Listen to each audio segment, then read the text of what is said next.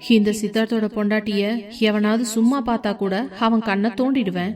இவன் எப்ப பார்த்தாலும் உன்னை உரசி பார்த்துக்கிட்டே இருக்கான். என்னைக்கு ஒரு நாள் என்னோட கோபம் அதிகமாகி அவனை போட்டு தள்ள போறனோ தெரியல.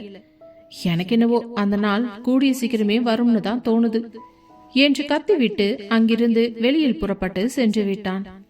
போகும் அவனையே நின்று பார்த்து கொண்டிருந்தவளுக்கு அவனின் இந்த பொசசிவ்னஸ் ஒரு புறம் பயத்தை கொடுத்தாலும் மறுபுறம் அவனுக்கு தன் மீது இன்னும் அக்கறை இருக்கிறது என்பதை உணர்த்தியது. ஆனால் சித்தார்த்தின் மனதில் இன்னும் அந்த வஞ்சம் குறையவில்லை. சித்தார்த் கத்திவிட்டு சென்ற அந்த வேகத்தில் கயல்விழி அப்படியே உறைந்து போய் நின்றிருந்தாள். அவனது வார்த்தைகள் அவளது காதுகளில் மீண்டும் மீண்டும் ஒலித்தன. இந்த சித்தார்த்தோட பொண்டாட்டிய எவனாவது சும்மா பார்த்தா கூட அவன் கண்ணை தோண்டிடுவேன் என்று அவன் சொன்னபோது அவனது கண்களில் தெரிந்த அந்த ஆவேசம் அவளை ஒரு நிமிடம் பயமுறுத்தினாலும் இன்னொரு பக்கம் அவளுக்குள் ஒரு சிறிய நிம்மதியை தந்தது. எவ்வளவுதான் வெறுப்பை உமிழ்ந்தாலும் இன்னும் என் மேல அவருக்கு அந்த உரிமை உணர்வு போகலையே என்று நினைத்தபடி தன் கேபினுக்கு திரும்பினாள். அன்றைய நாள் அப்படியே கழிந்துவிட மறுநாள் காலை அலுவலகத்திற்கு வந்த கயல்விழிக்கு அதிர்ச்சிதான் காத்திருந்தது. அவளது பழைய கேபினில் இருந்த பொருட்கள் அனைத்தும் அங்கு இல்லாமல் போக பதற்றத்தில் என்னவென்று புரியாமல் முழித்துக் கொண்டிருந்தவள் நேராக சித்தார்த்தின் கேபினுக்குள் ஓடினாள். எக்ஸ்கியூஸ் மீ சார் என்று கதவை தட்டிவிட்டு உள்ளே சென்றவள், சார் என்னோட கேபின்ல இருந்த எந்த திங்ஸையும் காணோம், சிஸ்டம் கூட காணோம், இப்ப நான் எப்படி ஒர்க் பண்றது சார் என்று பதட்டமாக கேட்க சித்தார்த்தோ அவனுடைய ரோலிங் சேரில் நன்றாக சாய்ந்து அமர்ந்தவன், இப்போ எதுக்கு இவ்வளவு டென்ஷன், காலையிலேயே அங்க பாரு என்றதும் அவனது இடப்பக்கமாக திரும்பி பார்த்தவள் அவளுடைய பொருட்கள் எல்லாம் அங்கு மாற்றப்பட்டு சித்தார்த்தின் பிரம்மாண்ட அறையின் உள்ளேயே சிறு ஒரு மூலையில் நேர்த்தியான ஒரு கண்ணாடி அறை உருவாக்கப்பட்டிருந்தது. என்ன சார் இதெல்லாம், இனிமே நீங்க தான் உட்காந்து வேலை பார்க்கணும் என்று சித்தார்த் தனது நாற்காலியில் அமர்ந்து கொண்டு அதிகாரமாக சொன்னான். கயல்விழிக்கு இது சுத்தமாக பிடிக்கவில்லை. சார் இதெல்லாம் ரொம்ப ஓவர், நான் அங்கேயே இருந்து வேலை பார்க்கறேனே ப்ளீஸ், இங்க நீங்க இருக்கிறதுனால என்னால வேலையில கான்சென்ட்ரேட்டே பண்ண முடியாது என்றாள். சித்தார்த் மெல்ல எழுந்து அவள் அருகே வந்தான். அவனது கைகள் அவள் நின்றிருந்த மேஜையின் இருபுறமும் ஊன்றி அவளை சிறைப்பிடித்தது போல நின்றவன், ஏண்டி நான் உன் பக்கத்துல இருந்தா உன் மனசு தடுமாறுதா என்ன, இல்ல உன் அர்ஜுனால அடிக்கடி வந்து உன்னை பார்க்க முடியாதுன்னு கவலையா என்று அவளது முகத்திற்கு மிக அருகில் குனிந்து கேட்டான். அப்பொழுது அவனது எதிர்களில் ஒரு நக்கலான சிரிப்பு இருந்தது. கயல்விழி அவனை நிமிர்ந்து பார்த்தவள், அர்ஜுன் சார் ஒரு நல்ல மனுஷன், இப்போ அவரை எதுக்கு தேவையில்லாம எடுக்கிறீங்க என்றால் கோபமாக. சித்தார்த் சட்டென்று அவளது கன்னத்தை பிடித்து தன் பக்கம் திருப்பியவன், நல்லவரா, அந்த நல்லவர் என் பொண்டாட்டி கிட்ட வழிஞ்சிட்டு இருக்கிறத பார்த்துட்டு நான் சும்மா இருக்கணுமா, இங்க பாரு, இந்த தாலி உன் கழுத்துல இருக்கிற வரைக்கும் நீ எனக்கு மட்டும்தான் என்று கூறிவிட்டு அவள் எதிர்பாராத நேரத்தில் அவளது நெற்றியில் அழுத்தமாக தன் இதழ்களை பதித்தான். அந்த திடீர் முத்தத்தில் கயல்விழி நிலை குலைந்தாள். அவனது அனல் மூச்சு அவளது முகத்தில் பட்டு அவளை செயலற்றவளாக்கியது. ஆனால் சித்தார்த் அடுத்த நொடியே அவளை விட்டு விலக, இதுக்கு என்ன அர்த்தம் சார், எதுக்காக நீங்க எனக்கு கிஸ் பண்றீங்க, இது அக்ரிமெண்ட் கல்யாணம், என்ன பழி வாங்கறதுக்காகத்தான் நமக்கு இந்த கல்யாணமே நடந்திருக்கு, அப்படி இருக்கும் பொழுது எதுக்கு என்னோட உணர்ச்சிகளோட விளையாடுறீங்க, எனக்கு முத்தம் கொடுக்கற உரிமைய உங்களுக்கு யார் முதல்ல கொடுத்தா, என்னதான் நீங்க பொண்டாட்டி பொண்டாட்டின்னு சொன்னாலும் இதுவரைக்கும் பொண்டாட்டிக்கான உரிமைய நீங்க எனக்கு கொடுத்ததில்ல, அப்படி இருக்கும் பொழுது நான் மட்டும் எதுக்கு புருஷனுக்கான உரிமைய உங்களுக்கு கொடுக்கணும்னு நினைக்கிறீங்க, இன்னொரு தடவை தயவு செஞ்சு எனக்கு இந்த முத்தம் கொடுக்கற வேலையெல்லாம் வச்சுக்காதீங்க என்று கடுப்பாக கூறியவளை பார்த்து முறைத்தவன், நீ என்ன நினைச்சுக்கிட்டு இருக்க, நான் உன் மேல இருக்கிற உரிமையில இந்த முத்தம் எல்லாம் கொடுக்கறேன்னு நினைச்சுக்கிட்டு இருக்கியா, இந்த முத்தம் கொடுக்கறது உன்னை கட்டி பிடிக்கிறது எல்லாம் உனக்கான தண்டனை, அதுல நீ கொஞ்சம் கொஞ்சமா துடிக்கணும், அதுதான் எனக்கு வேணும் என்றவன், இப்ப போய் உன்னோட வேலையை ஆரம்பி என்று கூறியவன் பின்பு தன் சீட்டில் சென்று அமர்ந்து கொண்டான். ஆனால் அவனுக்கு தெரியவில்லை அவன் கூறியது முற்றிலும் பொய் என்று. அவன் அவளை தன்னுடைய மனைவி என்ற உரிமையில்தான் இத்தனையும் செய்து கொண்டிருக்கிறான் என்பதை கூடிய சீக்கிரம் காலம் அவனுக்கு உணர்த்தும். அப்பொழுது புரிந்து கொள்கிறானா என்று பார்க்கலாம். அதே நேரம் கயல்விழிக்கு அவன் மீது கோபமாக வந்தது. ச்சே, இவர் சரியான மிருகம், ஒரு நிமிஷம் அன்பா இருக்கிற மாதிரி நடிக்கிறாரு, அடுத்த நிமிஷமே இப்படி தண்டிக்கிறாரு என்று மனதிற்குள் திட்டியபடி தன் வேலையில் மூழ்கினாள். மதிய உணவு நேரம் வந்தது. கயல்விழி சாப்பிட தயாராகும் பொழுது அர்ஜுன் தெரியாமல் அவளது பழைய கேபினுக்கு சென்று விட்டு அவள் அங்கில்லை என்றதும் சித்தார்த்தின் அறைக்குள் வந்தவன், கயல், நீங்க இங்க இருக்கீங்களா? நான் ஒரு ஃபைல் விஷயமா வந்தேன் என்று அர்ஜுன் சொன்னதும் சித்தார்த் ஆத்திரத்தில் தன் பேனாவை மேஜை மீது ஓங்கி எறிந்தவன், அர்ஜுன், உள்ள வரதுக்கு முன்னாடி பர்மிஷன் கேட்டுட்டு வரணும்ன்ற பேசிக் நாலேஜ் கூடவா இல்ல? நான் தான் உன்கிட்ட நேத்தே சொன்னல இவளுக்கு ஒரு தனி கேபின் செட் பண்ண போறேன்னு. இங்கேயும் எதுக்கு நீ வர்ற என்றான் சித்தார்த் பற்களை கடித்தபடி. சார், இது பிசினஸ் விஷயம். கயல்விழிதான் அந்த ப்ராஜெக்டோட ஹெட் என்று அர்ஜுன் சொல்ல, இன்னமும் இவதான் அந்த ப்ராஜெக்டோட ஹெட்னு யார் சொன்னது? இவ இனிமே எனக்கு பர்சனல் செக்ரட்டரி. அந்த ப்ராஜெக்ட வேற ஒருத்தருக்கு நான் மாத்திட்டேன் என்று அதிரடியாக அறிவித்தான் சித்தார்த். கயல்விழிக்கு தூக்கி வாரி போட்டது. என்ன சார் சொல்றீங்க? நான் அந்த ப்ராஜெக்டுக்காக எவ்வளவு கஷ்டப்பட்டிருக்கேன் தெரியுமா என்று வருந்தினாள். நீ இது வரைக்கும் கஷ்டப்பட்டது போதும். இப்போ என் முன்னாடி உட்கார்ந்து நான் சொல்ற வேலையை மட்டும் பாரு என்றான் சித்தார்த். அர்ஜுன் வருத்தத்துடன் அங்கிருந்து வெளியே சென்று விட, அவன் வெளியே சென்றதும் கயல்விழி சித்தார்த்தின் முன்னால் போய் நின்றவள், உங்களுக்கு என்னதான் வேணும் சித்தார்த்? ஏன் என் வாழ்க்கையையும் கெரியரையும் இப்படி விளையாடுறீங்க என்று அழுது கொண்டே கேட்க, சித்தார்த் பட்டென்று அவளது கையை பிடித்து இழுத்து தன் மடியில் அமர வைத்தான். கயல்விழி அதிர்ச்சியில் எழ முயல அவன் அவளது இடுப்பை வன்மையாக வளைத்து பிடித்து கொண்டவன், உன் கரியர் முக்கியமா இல்ல உன் புருஷன் முக்கியமா? நீ அந்த அர்ஜுன் கிட்ட பேசும்போதெல்லாம் எனக்கு எப்படி இருக்குது தெரியுமா? ஏதோ என் உயிரை யாரோ அறுக்கிற மாதிரி இருக்குதுடி என்று அவளது கழுத்தோரம் முகம் புதைத்து ஆவேசமாக சொன்னான். அவனது குரலில் ஒரு ஏக்கமும் அதே சமயம் ஒரு விதமான கோபமும் கலந்திருந்தது. அவனது அந்த தீண்டல் கயல்விழியை பலவீனப்படுத்தியது. அவனது சட்டையை பற்றி கொண்ட அவளது கைகள் நடுங்கின. சித்தார்த், ஏன் இப்படி என்ன சித்திரவதை பண்றீங்க? என்னை விட்டுருங்க பிளீஸ் என்று தேம்பி தேம்பி அழுதாள். சித்தார்த் அவளது கன்னத்தை தன் விரல்களால் வருடியவன், விடமாட்டேன்டி, உன்னை என்னால விடவும் முடியாது, உன் கூட சேர்ந்து வாழவும் முடியாது. அன்னைக்கு நீ பண்ணின அந்த அவமானம் என் நெஞ்சில இன்னும் ஆறாத காயமா இருக்கு. ஆனா உன் மேல எனக்கு இருக்கிற இந்த ஈர்ப்பு இருக்குதே, அது என்ன ஒரு பைத்தியக்காரனா மாத்துது என்று சொல்லிவிட்டு அவளது இதழ்களுக்கு மிக அருகில் நெருங்கி வந்தான்.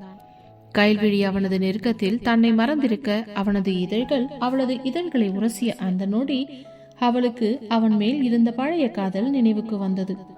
ஆனால் சட்டென்று சித்தார்த் அவளை அவனிடமிருந்து தள்ளிவிட்டவன், நீ போய் உன் வேலை பார், நான் கூப்பிடும்போது மட்டும் என் முன்னாடி வந்தா போதும் என்று கத்தினான். கயல்விழிக்கு கண்களில் கண்ணீர் பொங்கியது. ஒரு நிமிடம் அன்பை தந்துவிட்டு அடுத்த நிமிடம் அதுல பாதாளத்துல தள்ளி விடுறாரு. இவரை எப்படித்தான் நம்புறதோ என்று நினைத்து தன் கண்ணாடி கூண்டுக்குள் சென்று அமர்ந்து கொண்டாள். மாலை நேரம் ஆனதும் வேலையை முடித்த கயல் தன்னுடைய ஹேண்ட்பேக்கை எடுத்துக்கொண்டு வந்து சித்தார்த்தின் முன்னால் நின்றவள், சார், நான் வீட்டுக்கு கிளம்புறேன் என்று கூறிவிட்டு நகர பார்க்க, ஒரு நிமிஷம் இரு, நானே உன்னை கூட்டிட்டு போறேன். ஏன் இவ்வளவு நாள்? நான் பஸ்ல தானே போனேன், அப்படியே போய்க்கிறேன். அதான் வேண்டாம்னு சொல்றேன்ல, நானே கூட்டிட்டு போறேன். பரவாயில்ல சார், இருக்கட்டும். என்னடி, என் கூட வரமாட்டேன்னு சொல்லிட்டு அந்த அர்ஜுன் கூட சேர்ந்து போறதுக்கு ஏதாவது பிளான் பண்ணிருக்கியா என்ன? எப்போ பாரு உங்களுக்கு இப்படி தப்பு தப்பாவே தான் தோணுமா? உங்க கூடவே நான் வந்து தொலைக்கிறேன் என்று அங்கேயே நின்று கொண்டிருக்க அவளை பார்த்து நக்கலாக சிரித்தவன் 5 நிமிடத்தில் தன் வேலைகளை முடித்துக்கொண்டு கயல்விழியை தனது காரிலேயே வீட்டிற்கு அழைத்து சென்றான். வீட்டிற்குள் நுழைந்ததும் அங்கே ராஜேஸ்வரி ஒரு முக்கியமான நபருடன் பேசிக் கொண்டிருந்தார். கயல்விழியை கண்டதும் ராஜேஸ்வரியின் முகம் சுருங்கியது. சித்தார்த், இங்க பாரு, ஷாலினியோட அப்பா பெரியசாமி வந்திருக்காருப்பா. ஷாலினி செஞ்ச தப்புக்கு மன்னிப்பு கேட்கணும்னு சொன்னாரு என்றார். உடனே பெரியசாமி சித்தார்த்திடம் எழுந்து வந்தவர், இங்க பாரு சித்தார்த், என் பொண்ணு ஏதோ தெரியாம கோவத்துல பண்ணிட்டா. அதுக்காக அவளை போய் இப்படி துரத்துவியா? அவ இங்கிருந்து வந்ததுல இருந்து எவ்வளோ அழுதுட்டு இருக்கா தெரியுமா என்று நீலி கண்ணீர் வடித்தார். அப்பொழுது கயல்விழி அங்கேயே நிற்க ராஜேஸ்வரி அவளை பார்த்து, நீ எதுக்கு நீங்க நிக்கிற? போய் காஃபி போட்டு எடுத்துட்டு வா போ என்று வேலைக்காரி போல துரத்த கயல்விழியோ மௌனமாக சமையலறைக்கு செல்ல நகர்ந்தவளை சித்தார்த் விடவில்லை. அம்மா, கயல்விழி இப்போ என்னோட பர்சனல் அசிஸ்டன்ட், இந்த வீட்டு வேலைக்காரி இல்ல. அவகிட்ட நீங்க இப்படிப்பட்ட வேலையெல்லாம் வாங்கக்கூடாது. காஃபி போடுறதுக்கு தான் இங்க ஆள் இருக்குது இல்ல என்று தடுத்தான். உடனே பெரியசாமி ஒரு நக்கலான சிரிப்பை உதித்தவர், என்ன சித்தார்த், நீ ஏதோ இவ அழக பார்த்து மயங்கி போயிருக்கேன்னு நினைக்கிறேன். இவ காலேஜில் உன்னை எப்படி அவமானப்படுத்தினான்னு எல்லாத்தையும் மறந்துட்டியா என்ன? அந்த பழைய கதையை இப்ப சொன்னா நீயே இவளை இந்த வீட்டை விட்டு துரத்திடுவ என்றார் கோபமாக. கயல்விழிக்கு உள்ளுக்குள் பயம் எடுத்தது. ஐயோ கடவுளே, இந்த ஆளு வேற இப்ப பழசு எல்லாம் குத்தி கிளறுதே. இந்த மனுஷனே எப்ப எப்படி இருப்பார்னு தெரியாது. இப்பதான் ஏதோ கொஞ்சம் சுமூகமா போயிட்டு இருக்கு, அது பொறுக்கல இந்த ஆளுக்கு என்று மனதிற்குள்ளேயே புலம்பிக் கொண்டிருந்தவளுக்கு, அப்ப இந்த பெரியசாமிக்கு உண்மை தெரியுமா? அப்படின்னா அவரும் ஷாலினியும் சேர்ந்து ஏதாச்சும் பிளான் பண்றாங்களா என்று உள்ளுக்குள் பதறினாள். அப்பொழுது சித்தார்த், எனக்கு தெரியும் அங்கிள், அவ என்ன சொன்னான்னு. இப்போ அதை பத்தியெல்லாம் பேச வேணாம். உங்க பொண்ணு தப்பு பண்ணிருக்கா, அதனால அவளுக்கு இந்த பனிஷ்மெண்ட் தேவைதான். இப்போ நீங்க கிளம்புங்க என்று கூறிவிட்டு அவன் அறைக்கு சென்று விட்டான். அவர் கிளம்பும் பொழுது ராஜேஸ்வரியை பார்த்து, என்னம்மா வர வர உன் பையனோட போக்கே ஒன்றும் சரியில்லையே, என்ன நினைச்சுக்கிட்டு இருக்கான் அவன் மனசுக்குள்ள? இந்த பொண்ணு தானே தப்பு பண்ணிருக்கு, ஆனா அவளை மட்டும் கல்யாணம் பண்ணி கூட வச்சுக்குவானா? என் பொண்ணு தப்பு பண்ணா மட்டும் வீட்டை விட்டு வெளியே துரத்துவானா? என்ன இது நியாயம்? அநியாயமால இருக்கு. ஆமா, எனக்கும் அதான் ஒண்ணுமே புரியல. வர வர இந்த சித்தார்த் என்ன நினைக்கிறான், என்ன நடத்த போறான்னு ஒரே குழப்பமா இருக்குது. ஆனா எந்த காலத்திலயும் இந்த பிச்சைக்காரி மட்டும் இந்த வீட்டு மருமகளா இருக்கக்கூடாது. இது என் மருமக ஷாலினி வாழ வேண்டிய வீடு. அவங்க 2 பேத்துக்கும் ஒரு கல்யாணத்தை பண்ணி வச்சுட்டு தான் என் உயிர் என் உடம்ப விட்டு போகும் என்று கூறினார். நீ சொல்றதுல நம்பிக்கைதான் நான் இங்கிருந்து கிளம்புறேன். சீக்கிரம் அந்த அனாதை கழுதிய இந்த வீட்டை விட்டு வெளியே துரத்துற வழியப்பாரு என்று கூறிவிட்டு கோபமாக சென்று விட்டார். அன்றைய இரவு மிகவும் கனமானதாக இருந்தது. கயல்விழி தன் அறைக்கு சென்று படுத்துக்கொள்ள, ஆனால் அவளுக்கு தூக்கம் மட்டும் வரவே இல்லை. ஷாலினியின் அப்பாவும் சித்தார்த்தின் அம்மாவும் ஏதோ ஒரு பெரிய சதியில் இறங்கி இருப்பது அவளுக்கு நன்றாகவே புரிந்தது. இப்படியே அவள் பலதையும் யோசித்துக் கொண்டிருக்க, சிறிது நேரத்தில் சித்தார்த் அவளது அறைக்கு வந்தான். அவன் இன்னும் உடை கூட மாற்றவில்லை. கயல், என்ன தூங்கிட்டியாடி என்று மெதுவாக கேட்க, எந்த பதிலும் சொல்லாமல் கயல்விழி அமைதியாக எழுந்து அமர்ந்தாள். சித்தார்த் அவள் அருகில் அமர்ந்து அவளது கையை பற்றி கொண்டவன், அவர் சொல்றதெல்லாம் கேட்டு நீ வருத்தப்படாத, நான் இருக்கேன் என்றான். அவனது குரலில் இப்பொழுது ஒரு மென்மை இருந்தது. கயல்விழி அவனை பார்த்தவள், சித்தார்த், உண்மையை சொல்லுங்க, என்ன உங்களுக்கு பிடிச்சிருக்கா இல்லையா? ஒரு பக்கம் லவ் பண்ற மாதிரி இருக்கீங்க, இன்னொரு பக்கம் என்ன மிரட்டுறீங்க. இது 2ல எது உண்மை சித்தார்த் என்று கேட்டவளின் கண்ணையே உற்று பார்த்தான். அவனது விழிகளில் ஒரு நிமிடம் காதல் மின்னி மறைந்தது. ஆனால் அடுத்த நொடியே அவன் முகத்தை இறுக்கமாகி கொண்டவன், உன்னை பிடிச்சிருக்கான்னு கேக்குறியா? உன்னை எனக்கு காதலிக்க முடியாது கயல், ஆனா உன்னை வேற யாருக்கும் விட்டு கொடுக்கவும் முடியாது. நீ என் நிழல் மாதிரி, நான் எங்க போனாலும் கூடவே வருவ, ஆனா என்னைக்குமே என்ன தொட முடியாது என்று சொல்லிவிட்டு அவளது கையை உதறிவிட்டு சென்றான். கயல்விழிக்கு நெஞ்சில் பாரம் கூடியது. ஏன் சித்தார்த் இப்படி பண்றீங்க? நீங்களும் காதல சொல்ல மாட்டீங்க, என்னையும் சொல்ல விட மாட்டீங்க என்று தலையணையில் முகம் புதைத்து அழுதாள். அவளுக்கு அவன் மேல் இன்னும் காதல் இருந்தது. ஆனால் அவன் தன்னை ஒரு பழிவாங்கும் கருவியாக பயன்படுத்துகிறானோ என்ற சந்தேகம் அவளை தடுத்தது. மறுநாள் காலை அலுவலகத்தில் இருந்த கயல்விழிக்கு போன் வந்தது. அது அவளது தங்கை வித்யாவிடமிருந்து. அக்கா, அம்மாவுக்கு உடம்பு ரொம்ப முடியல, சீக்கிரம் வாக்கா என்று அழுது கொண்டே சொன்னாள். என்னடி சொல்ற? நல்லதானே இருந்தாங்க, திடீர்னு என்னாச்சு? தெரியலக்கா, டாக்டர் திடீர்னு ரொம்ப முடியலன்னு சொல்றாங்க. எனக்கு ரொம்ப பயமா இருக்கு, நீ சீக்கிரம் வாயேன். சரி, நான் வரேன் என்ற கயல்விழி பதறி போய் சித்தார்த்திடம் ஓடினாள். அவள் பதறியடித்து ஓடி வருவதை பார்த்தவன், எதுக்கு இப்படி வேகமா ஓடி வர, என்ன விஷயம்? சித்தார்த், அம்மாவுக்கு ரொம்ப முடியலையா, நான் இப்பவே ஹாஸ்பிட்டல் போகணும், எனக்கு பர்மிஷன் கொடுங்க ப்ளீஸ் என்றார். சித்தார்த் எதற்கும் யோசிக்காமல், சரி வா, நானே கூட்டிட்டு போறேன் என்று அவளை அழைத்து சென்றான். மருத்துவமனையில் டாக்டர், இங்க பாருங்க கயல்விழி, உங்க அம்மாவுக்கு உடனே இன்னொரு ஆபரேஷன் பண்ணியாகணும். அதுக்கு 5 லட்சம் ரூபாய் நீங்க பணம் கட்டணும். நீங்க பணம் கட்டிட்டீங்கன்னா உடனே நாங்க ஆபரேஷனை ஸ்டார்ட் பண்ணிடுவோம். சீக்கிரம் போய் ரிசப்ஷன்ல பணம் கட்டுற வழியை பாருங்க, இல்லனா தேவையில்லாத ரிஸ்க் ஆயிடும். வித்யா அவள் அக்கா கயல்விழியை கட்டி கொண்டு அழுதாள். அக்கா, திடீர்னு இவ்வளவு பணத்துக்கு நம்ம எங்க போறது? அதாண்டி எனக்கு ஒன்னும் புரியல என்ற கயல்விழி என்ன செய்வது என்று தெரியாமல் நின்ற போது சித்தார்த் சென்று உடனடியாக பணத்தை மருத்துவமனை கணக்கில் கட்டினான். அந்த நேரத்தில் தான் அர்ஜுனும் அங்கே வந்தான். கயல், உங்க அம்மா எப்படி இருக்காங்க என்று கேட்க டாக்டர் கூறிய அனைத்தையும் அழுது கொண்டே சொல்லி முடித்தாள் கயல்விழி. நீங்க கவலைப்படாதீங்க கயல், நான் இப்பவே போய் பணம் கட்டுறேன் என்று அர்ஜுன் கூற சித்தார்த்திற்கு கோபம் உச்சியில் ஏறியது. சித்தார்த் அர்ஜுனை அங்கிருந்த ஒரு அறைக்குள் இழுத்து சென்றான். அர்ஜுன், உன்கிட்ட உதவி கேட்கிற நிலைமையில நாங்க இல்ல. நான் இந்த கம்பெனியோட எம்டி. என் ஸ்டாஃப் கயல்விழிக்கு என்ன வேணும்னாலும் செய்ய எனக்கு தகுதி இருக்கு. நீ ஒரு மேனேஜர், அந்த லிமிட்லயே இரு என்று மிரட்டினான். அர்ஜுனோ, சார் எதுக்கு சார் திட்டுறீங்க? அவங்க ரொம்ப இக்கட்டான சூழ்நிலையில இருக்காங்க. அதான் அவங்களுக்கு பணம் கொடுத்து உதவி செய்யலாம்னு நினைச்சேன். அதெல்லாம் நான் பாத்துக்கிறேன். ஆல்ரெடி நான் பணம் கட்டிட்டேன். சோ உன்னோட உதவி இப்போ தேவையில்லை, புரிஞ்சுதா? சரிங்க சார் என்று விட்டு விலகினான். அப்பொழுது வித்யா கண்கலங்கியபடியே கயல்விழியின் கையை பிடித்துக் கொண்டிருக்க சித்தார்த் வித்யாவிடம் மிகவும் நிதானமாக பேசினான்.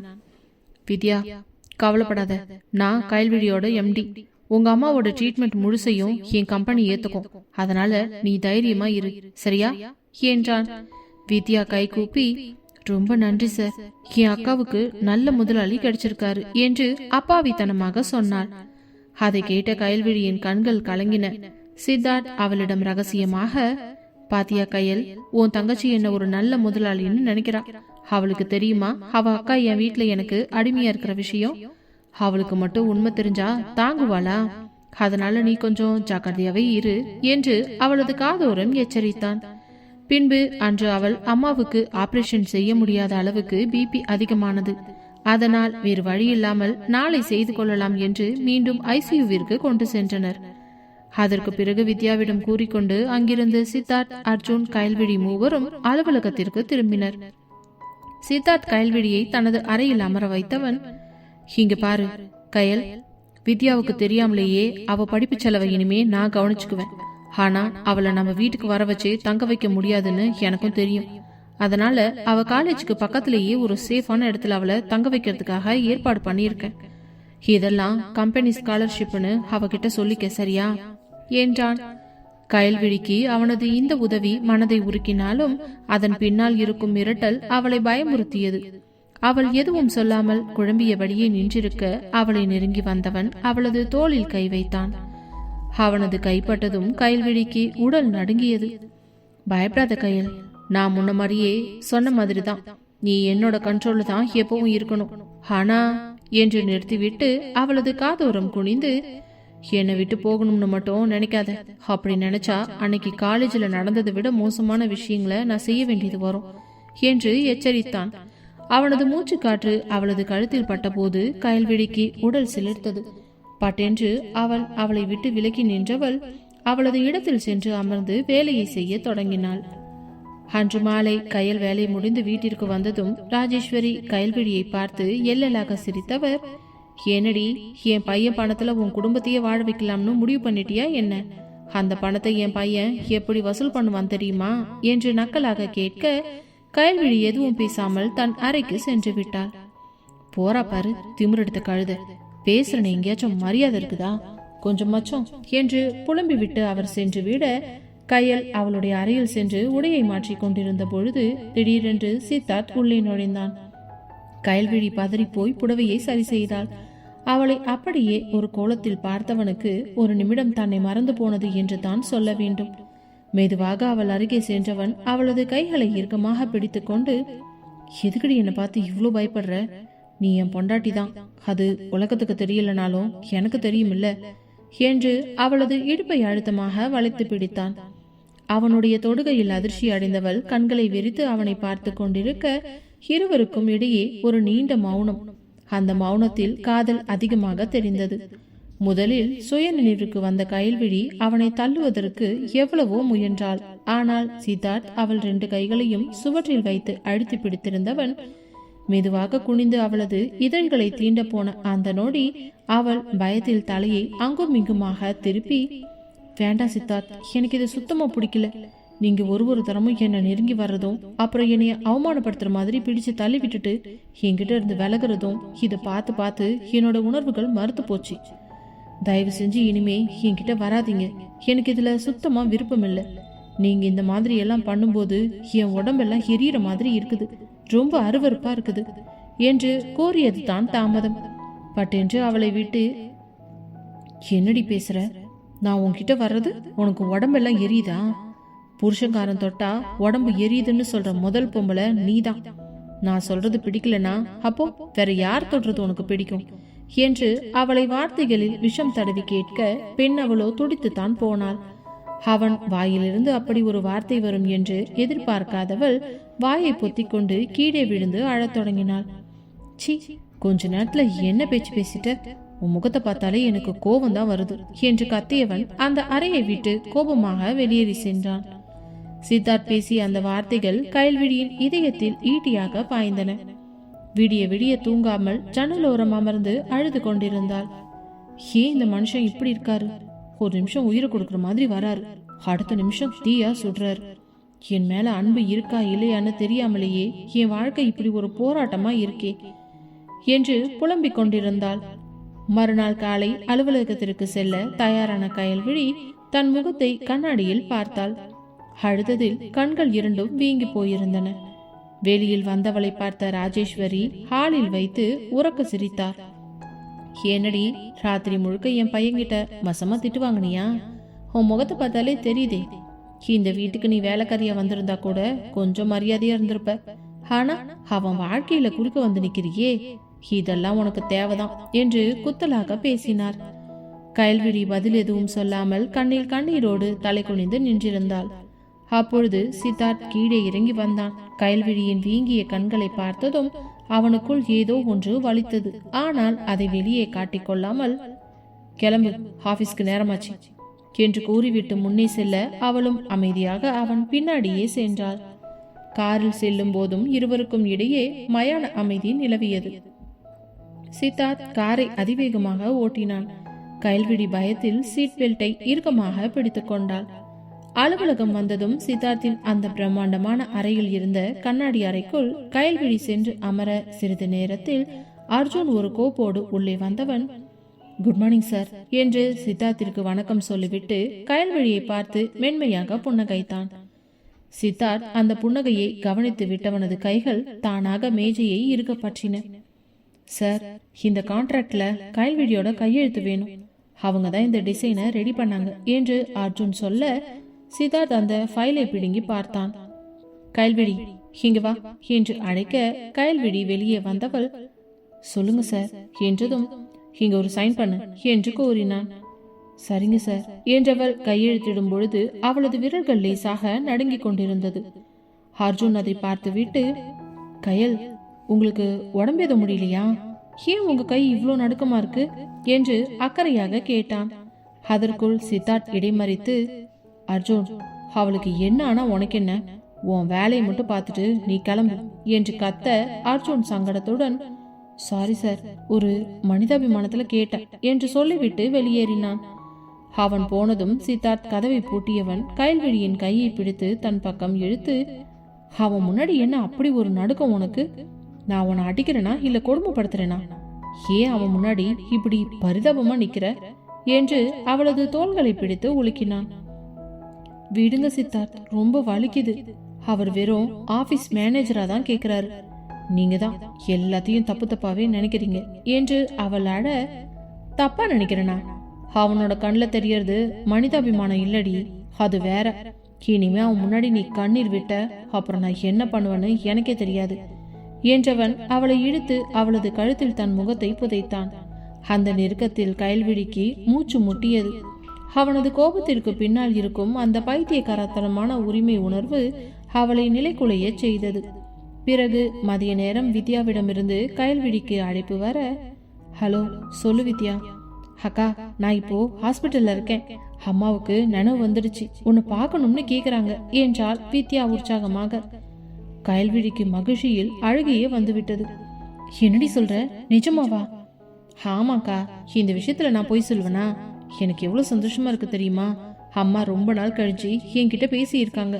நீ சீக்கிரமா வாக்கா, உன்னையும் பார்க்கணும்னு ரொம்ப ஆசைப்படுறாங்க. சரிடி, இதோ நான் இப்பவே வர பாக்குறேன் என்றவள் போனை வைத்துவிட்டு சித்தார்த்திடம் ஓடினாள். சார், என் அம்மாவுக்கு நினைவு வந்துடுச்சான். நான் இப்பவே ஹாஸ்பிட்டல் போகணும், பிளீஸ் சார் என்று கெஞ்சினாள். சித்தார்த் அவளது முகத்தை பார்த்தான். அவளது அந்த உண்மையான மகிழ்ச்சி அவனது கல்மனதை கூட ஒரு நிமிடம் கரைய வைத்தது. சரி கிளம்பு, ஆனா நானும் வருவேன் என்றான். அவனை பார்த்து திருத்திருவென்று முடித்தபடியே சரிங்க சார் என்று கூறியவளை அழைத்து கொண்டு மருத்துவமனைக்கு சென்றான். அங்கே அவள் அம்மா கண்முழித்து படுத்திருப்பதை பார்த்ததும் கயல்விழி ஓடி சென்று அவர் கைகளை இறுக்கமாக பிடித்து கொண்டாள். வித்யா அவர் அருகே நின்று அழுது கொண்டிருந்தாள். சித்தார்த் தள்ளி நின்று இதையெல்லாம் பார்த்து கொண்டிருந்தான். உடனே கயல்விழி, அம்மா எப்படி இருக்கீங்கம்மா? என்னை பயமுறுத்திட்டீங்க தெரியுமா? எனக்கு உயிரே இல்லைம்மா. நீங்க இப்ப கண்ணு முழிச்சு பார்த்ததுக்கு அப்புறம் தான் எனக்கு கொஞ்சம் நிம்மதியா இருக்கு. எங்களுக்கு யாருமா இருக்கா உங்களை விட்டா? நீங்களும் இல்லைனா நாங்க 2 பேரும் அனாதைகள் ஆயிடுவோம். தயவு செஞ்சு இனிமே இப்படி எங்களை பயன்படுத்தாதீங்கம்மா. என்னை மன்னிச்சுடுடா கயல். எனக்கும் உங்களை இப்படி அம்போன்னு விட்டுட்டு போறதுக்கு விருப்பம் இல்லதான். திடீர்னு உடம்பு சரியில்லாம போயிடுச்சு. அன்னைக்கு பார்த்து நீயும் ஊர்ல இல்லையா? எங்க உன்னை இதுக்கப்புறம் பார்க்கவே முடியாதுன்னு நினைச்சு நான் எவ்வளவு பயந்து போயிட்டேன் தெரியுமா? வித்யா சின்ன பொண்ணு, அவ மட்டும் எப்படித்தான் எல்லாத்தையும் சமாளிச்சாலும் என்றவர் கண்ணீர் சிந்த. அப்பொழுது அங்கிருந்த நர்ஸ், மா உங்க பொண்ணுக்கு ரொம்ப நல்ல முதலாளி கிடைச்சிருக்காரு. அவர் தான் உங்க ட்ரீட்மெண்ட்டுக்கான எல்லா பணத்தையும் கட்டினாரு என்று சொல்ல, கயல்விழியின் அம்மா கைகளால் கல்விழியை தொட்டு சித்தார்த்தை நன்றியுடன் பார்த்தார். சித்தார்த் அவர் அருகில் வந்து, நீங்க கவலைப்படாதீங்க, கயல்விழி எங்க கம்பெனியோட முக்கியமான ஸ்டாஃப். அவளை பார்த்துக்கிறது எங்க கடமை என்று ஒரு முதலாளியாக பேசினான். வித்யா இதை கேட்டு, சார் நீங்க மட்டும் இல்லைன்னா எங்க நிலைமை என்னவாகிருக்கும்னே தெரியல. ரொம்ப நன்றி சார் என்று கையெடுத்து கும்பிட்டார். இதையெல்லாம் பார்த்து கொண்டிருந்த கயல்விழிக்கு ஒரு பக்கம் மகிழ்ச்சியாக இருந்தாலும் சித்தார்த் ஏன் இப்படி ரெட்ட வாழ்க்கை வாழறான் என்று புரியவில்லை. வீட்டில் ஒரு மிருகம், வெளியே ஒரு தேவன், இதில் எது நிஜம் என்று குழம்பி தவித்தாள். சிறிது நேரம் அங்கிருந்து விட்டு மீண்டும் அலுவலகத்திற்கு புறப்பட்டு சென்றனர். திரும்பி வரும் வழியில் கயல்விழி மெதுவாக, தேங்க்ஸ் சித்தார்த், இன்னைக்கு நீங்க எங்க அம்மா கிட்ட பேசின விதம் எனக்கு ரொம்ப பிடிச்சிருந்துச்சு. அம்மா முன்னாடி நீங்க அவ்வளவு அன்பா இருந்தீங்க என்றாள். சித்தார்த் பட்டென்று காரை நிறுத்தியவன் அவளை திரும்பி பார்த்து, என்ன அன்பா? அது வெறும் நடிப்பு கயல்விழி. உன் அம்மா செத்துட்டா என் பழி வாங்குற படலம் பாதிலேயே நின்னுடுமே. அதனாலதான் அவங்கள காப்பாத்தின. நீ தப்பா எதையும் கற்பனை பண்ணிக்காத என்று அவன் சொன்ன அந்த வார்த்தை கயல்விழியின் முகத்தில் அறைந்தது போல இருந்தது. ஏன் இப்படி பேசுறீங்க சித்தார்த்? ஒரு நிமிஷம் கூட உங்களால உண்மையா இருக்க முடியாதா? அன்னைக்கு காலேஜில் நான் அப்படி பேசுனதுக்கு ஒரு காரணம் இருக்கு, அதையே நீங்க கேட்கவே மாட்டீங்க என்று கத்தினாள். காரணமா? என்ன காரணமா இருந்தாலும் ஒருத்தனோட காதல எல்லாரும் முன்னாடியும் கேலி பண்றதுக்கு உனக்கு என்ன உரிமை இருக்கு? நீ சொன்ன அந்த ஒரு வார்த்தையும் என் காதல இன்னும் ரத்தமா கொட்டுதுடி என்று ஸ்டியரிங்கை ஓங்கி அடித்தான். அதில் பதறி போனவள் அதற்கு பிறகு ஒரு வார்த்தையும் பேசாமல் அமைதியாக அமர்ந்து கொண்டாள். அன்று மாலை வேலை முடிந்து நேராக வீட்டிற்கு சென்றதும் கயல் அவளுடைய ஸ்டோர் ரூம் அறைக்கு செல்ல போக, அப்பொழுது அவளை தடுத்து நிறுத்தியவன், நீ தான் என்னோட பர்சனல் அசிஸ்டன்ட் ஆயிட்டியே, இன்னும் எதுக்கு அந்த ஸ்டோர் ரூம்ல தங்கியிருக்க? மேல என்னோட ரூம்க்கு ஆப்போசிட்ல ஒரு ரூம் இருக்கு, இனிமே நீ அங்கேயே ஸ்டே பண்ணிக்கோ என்று கூறியதும் கயல்விழிக்கு பயங்கரமாக கோபம் வந்தது. எனக்கு அதெல்லாம் எதுவும் தேவையில்லை, நான் எப்பவும் தங்கிக்கிற ரூம்லயே தங்கிக்கிறேன். நான் சொன்னா நீ செய்யணும், அவ்வளவுதான். அதை விட்டுட்டு என்கிட்ட இந்த திமுறா பேசுற வேலையெல்லாம் வச்சுக்காத என்றவன் அங்கு வேலை செய்யும் ஒருவரை அழைத்து, இவளோட திங்ஸ் எல்லாத்தையும் மேலே என்னோட ரூம்ல கொண்டு போய் ஆப்போசிட்ல இருக்கிற ரூம்ல கொண்டு போய் வச்சிருங்க. எதுவும் இல்லாம இந்த ரூம்ல என்ன பண்றான்னு நானும் பாக்குறேன் என்று கூறியதுதான் தாமதம். உடனே கடகடவென்று 2 ஆட்கள் அவளுடைய பொருட்களை எல்லாம் எடுத்துக்கொண்டு அந்த அறையில் சென்று வைத்து விட்டு வர கயல்விழிக்கும் இப்பொழுது வேறு வழி இல்லை. அமைதியாக சித்தார்த்தை எரித்து விடுவது போல முறைத்து பார்த்தவள் மேலே ஏறி அவளுடைய அறைக்குள் நுழைந்து கதவை அடித்துக் கொண்டாள். அவள் மூடி சென்ற கதவையே வெறுப்புடன் பார்த்தவன் தன் அறைக்குள் நுழைந்து கொண்டான். ஏனோ எல்லா விஷயத்தையும் மறக்க வேண்டும் என்று நினைத்தாலும் அவனால் அது முடிவதில்லை. அதனால் வேறு வழி இல்லாமல் மதுவை நாடினான். அன்றைய இரவு சித்தார்த் மீண்டும் குடிக்க ஆரம்பித்தவனுக்கு காலேஜில் கயல் அவனை அசிங்கப்படுத்தியது மட்டுமே திரும்ப திரும்ப ஞாபகத்திற்கு வர, கயல் மண்டைக்குள்ள புகுந்து நீ டான்ஸ் ஆடிக்கிட்டு இருக்கடி, என்னால இங்க நிம்மதியா இருக்கவே முடியல. நீ அன்னைக்கு என்னை எவ்வளவுக்கு எவ்வளவு கேவலப்படுத்தினியோ அவ்வளவுக்கு அவ்வளோ நீ இன்னைக்கு என்கிட்ட அனுபவிச்சுட்டு இருக்கடி. எனக்கு இப்ப எவ்வளவு சந்தோஷமா இருக்கு தெரியுமா? ஆனாலும் இந்த கஷ்டம் என்னவோ உனக்கு பத்தாதுங்கிற மாதிரி தான் எனக்கு தோணுது. உன்னை இன்னும் கஷ்டப்படுத்தி அழ வச்சு பாக்குறதுல தான் என்னோட சந்தோஷமே இருக்குது என்று புலம்பியவன் பாட்டிலை தூக்கி எறிந்துவிட்டு கோவமாக போதையில் கயல்விழியின் அறைக்குள் நுழைந்தான்.